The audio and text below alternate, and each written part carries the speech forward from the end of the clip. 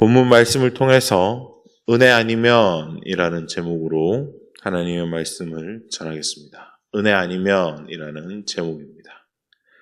본문에서 욥은 하나님께서 은혜로 자신을 지으시고 생명을 허락하시고 지금까지 지켜주신 사실을 고백하면서 자신의 무죄를 주장하고 있습니다. 그 호소의 내용은 그는 하나님으로부터 손수 지으심을 받은 존재이며 자신은 아무런 범죄도 없는데 고난을 허락하시는 이유를 알 수 없다는 것입니다. 그러나 그가 기도로 호소한 내용은 단순한 불평에 그치는 것이 아니라 신앙 고백적인 내용입니다. 우리는 오늘 여기서 욥의 불평 어린 호소, 그러나 결코 불평만이라고는 할 수 없는 호소를 통해서 은혜를 받고자 합니다. 첫 번째 주안점입니다. 욥이 불평을 토로할 수 있는 이유입니다. 욥이 불평을 토로할 수 있는 이유는 무엇일까요? 오늘 본문의 욥은 아주 작심한 듯이 자신의 불평과 마음의 괴로움을 토해놓겠다라고 선언을 합니다. 그리고 자신의 괴로움에 관해 아주 거침없이 이야기하고 있습니다. 사실 오늘 이 본문이 우리가 방금 읽었던 개역 개정 번역본으로는 굉장히 공손한 어투로 이야기하고 있다는 사실을 알 수 있습니다. 그러나 좀 더 원문에 가깝게 번역되고 또 현대 생활어로 쉽게 바꾸어서 번역한 히브리어 직번역을 한 표준 세번역 성경으로 오늘 본문을 읽어보면 엄청나게 직설적이며 하나님에게까지 어떻게 이렇게까지 하나님께 이야기할 수 있을까, 말씀드릴 수 있을까 싶을 정도로 세게 이야기합니다. 그래서 오늘 이 욥의 이 토로가 10장 내내 이어지는데요. 이 토로 후에 11장의 소발의 대답이 이해가 될 정도입니다. 그래서 오늘 제가 먼저 이 본문을 세번역 성경으로 다시 읽어드리도록 하겠습니다. 잘 들어보시면서 욥의 감정선을 잘 따라와 보시기 바랍니다. 산다는 것이 이렇게 괴로우니 나는 이제 원통함을 참지 않고 다 털어놓고 내 영혼의 괴로움을 말하겠다. 내가 하나님께 아뢰겠다. 나를 죄인 취급하지 마십시오. 무슨 일로 나 같은 자와 다투는지 알려주십시오. 주님께서 손수 만드신 이 몸은 학대하고 멸시하시면서도 악인이 세운 계획은 잘만 되게 하시니 그것이 주님께 무슨 유익이라도 됩니까? 주님의 눈이 살과 피를 가진 사람의 눈이기도 합니까? 주님께서도 매사를 사람이 보듯이 보신단 말입니까? 주님의 날도 사람이 누리는 날처럼 짧기라도 하단 말입니까? 주님의 횟수가 사람의 누리는 횟수와 같이 더덥기도 하단 말입니까? 그렇지 않다면야 어찌하여 주님께서는 기어이 내 허물을 찾아내시려고 하시며 내 죄를 들추어내려고 하십니까? 내게 죄가 없다는 것과 주님의 손에서 나를 빼낼 사람이 없다는 것은 주님께서도 아시지 않습니까? 주님께서 손수 나를 빚으시고 지으셨는데 어찌하여 이제 와서 나에게 등을 돌리시고 나를 멸망시키려고 하십니까? 주님께서는 진흙을 빚듯이 몸소 이 몸을 지으셨음을 기억해 주십시오. 어찌하여 주님께서는 나를 뒷걸로 되돌아가게 하십니까? 주님께서는 내 아버지에게 힘을 주셔서 나를 낳게 하시고 어머니가 나를 품에 안고 젖을 물리게 하셨습니다. 주님께서 살과 가죽으로 나를 입히시며 뼈와 근육을 엮어서 내 몸을 만드셨습니다. 주님께서 나에게 생명과 사랑을 주시고 나를 돌보셔서 내 숨결까지 지켜주셨습니다. 어떻습니까? 사실 오늘 본문이 여기서 끊겨서 그렇지 내일 읽을 본문은 더 가관입니다. 제가 길게는 안 읽고 18절까지만 읽어보도록 하겠습니다. 그러나 지금 생각해보니 주님께서는 늘 나를 해치실 생각을 몰래 품고 계셨습니다. 주님께서는 내가 죄를 짓나 안 짓나 지켜보고 계셨으며 내가 죄를 짓기라도 하면 용서하시지 않으실 작정을 하고 계셨습니다. 내가 죄를 짓기만 하면 주님께서는 가차없이 내게 고통을 주시지만 내가 올바른 일을 한다고 해서 주님께서 나를 믿어주시지는 않으셨습니다. 그러니 나는 수치를 가득 덮어쓰고서 고통을 몸으로 겪고 있습니다. 내 일이 잘 되기라도 하면 주님께서는 사나운 사자처럼 나를 덮치시고 기적을 일으키시면서까지 내게 상처를 주려고 하셨습니다. 주님께서는 번갈아서 내게 불리한 증인들을 세우시며 내게 노여움을 키우시고 나를 공격할 계획을 세우셨습니다. 주님께서 나를 이렇게 하실 것이라면 왜 나를 모태에서 살아나오게 하셨습니까? 차라리 모태에서 죽어 사람들 눈에 띄지는 않았더라면 좋지 않았겠습니까? 어떻습니까? 마음이 좀 불편하지 않으십니까? 속에서 뭔가 올라오지 않으십니까? 친구들의 반응이 10분 이해되지 않으십니까? 그런데 중요한 건 뭘까요? 욥이 어떻게 이렇게까지 강하게 하나님에게 이야기할 수 있었을까요? 그건 바로 역설적이게도 욥이 평소에 누리던 하나님과의 친밀한 교제가 바탕이 되었기 때문입니다. 욥은 평소에 자기가 알고 지내던 하나님의 속성을 너무나도 잘 알았습니다. 하나님과 가장 친밀한 삶을 살았고 하나님의 임재를 누리던 사람이었습니다. 그렇기 때문에 자녀들이 죽고 모든 재산이 날아가고 자신의 몸에는 욕창이 나고 아내는 저주하고 떠나도 그의 입술로 하나님께 범죄하지 않았던 이유가 바로 그 하나님과의 관계성에 있었다라는 것입니다. 그런데 문제는 욥에게 견딜 수 없는 고통이 바로 자녀들이 죽은 것도 재산이 다 날아간 것도 그 모든 재앙보다 더 괴로웠던 것은 바로 하나님과의 단절이었습니다. 욥이 생각하기에는, 욥 자신이 생각하기에는 아무런 이유 없이 하나님께서 일방적으로 관계를 끊으시고 하나님과 소통이 이루어지지 않는 것이 가장 큰 고통이었다라는 것입니다. 그 감정이 가장 잘 드러나는 구절이 8절 말씀입니다. 8절 말씀 세 번역으로 다시 읽어드리겠습니다. 주님께서 손수 나를 빚으시고 지으셨는데 어찌하여 이제 와서 나에게 등을 돌리시고 나를 멸망시키려고 하십니까? 라고 한 거죠.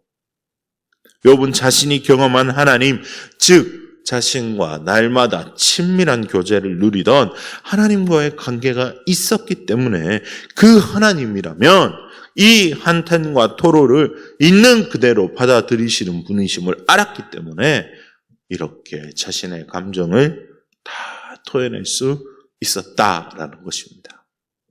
그런데 우리는 여기서 비슷한 고통을 겪으며 비슷한 상황에서 기도를 드리신 한 분이 생각이 납니다.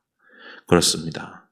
십자가 위에서 엘리 엘리 라마 사박다니 라고 외치신 우리 주님입니다.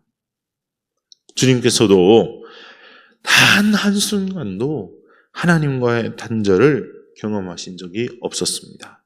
그러나 십자가에서 그 숨이 끊어질 때 예수 그리스도는 성부 하나님으로부터 철저한 외면을 당하셨습니다. 주님도 절규하듯이 외치셨습니다. 나의 하나님, 나의 하나님, 어찌하여 나를 버리시나이까? 라고 말입니다. 그렇게 외치신 이유가 무엇입니까? 그 전까지는 단 한순간도 하나님과 친밀한 교제를 잃어버리지 않았기 때문입니다. 이 욥과 예수 그리스도의 절규에서 우리가 받아야 할 교훈은 하나님과의 친밀한 교제에 올인해야 한다라는 것입니다. 모든 것을 걸어야 한다라는 것입니다. 그 관계가 바탕이 되어야지만 고난과 고통을 이겨낼 수 있다. 고난과 고통을 지나갈 수 있다. 감내하며 버틸 수 있다라는 것입니다. 하나님과의 관계는 신앙의 뿌리입니다. 제가 우리 중고등부 친구들에게 계속해서 요한복음을 강의하고 있는데요.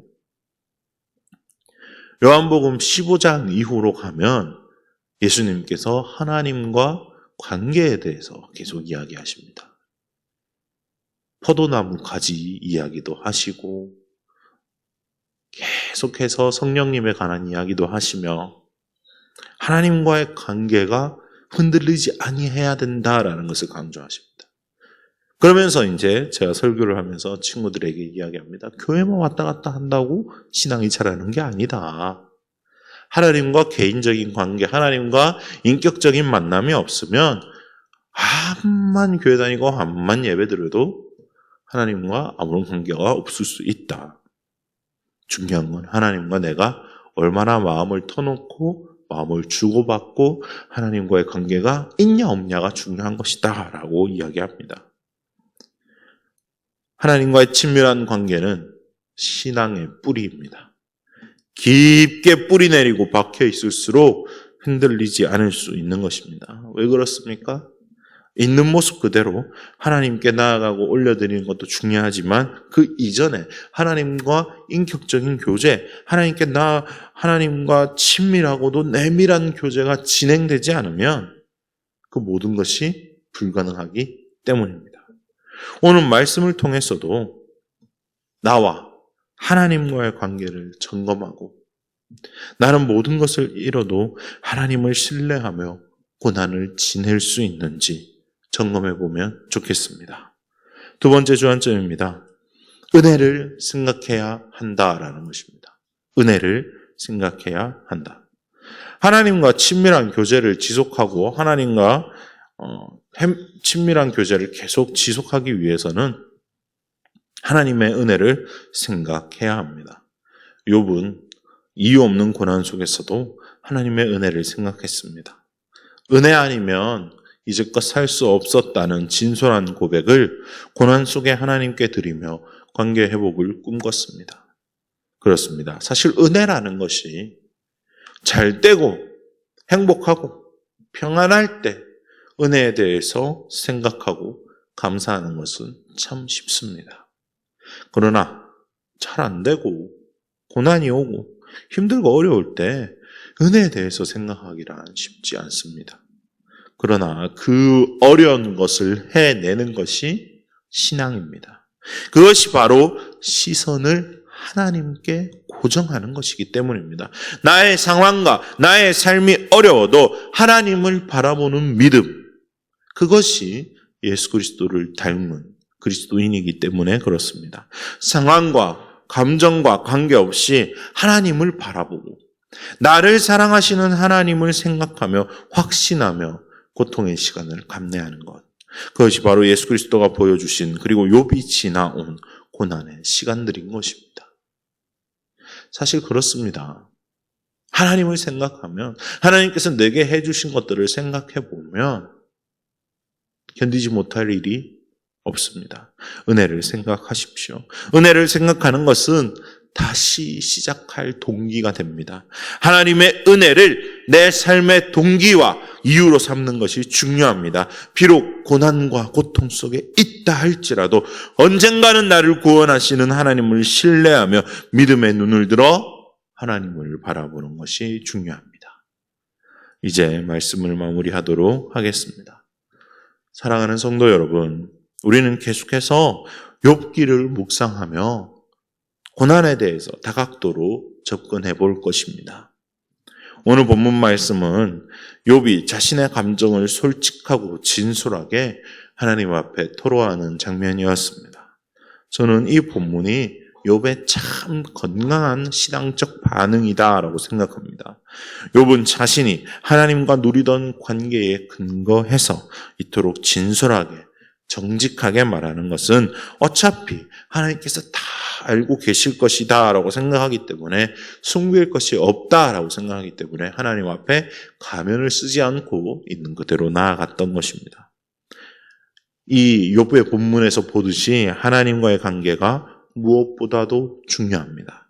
이 관계에서 흔들림이 없다면 어떤 문제가 와도 어떤 고난이 와도 굳건하게 믿음으로 서 있을 수 있습니다.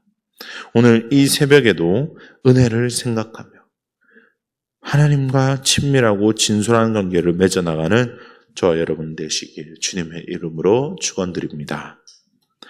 우리 말씀을 생각하시면서 다 같이 찬송가 304장 함께 찬양하겠습니다.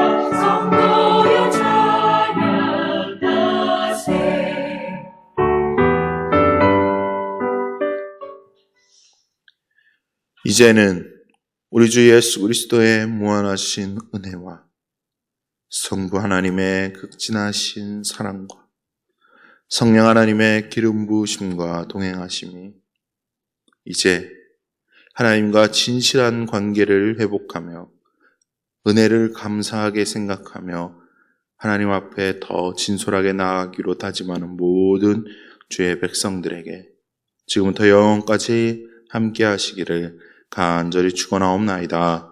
아멘.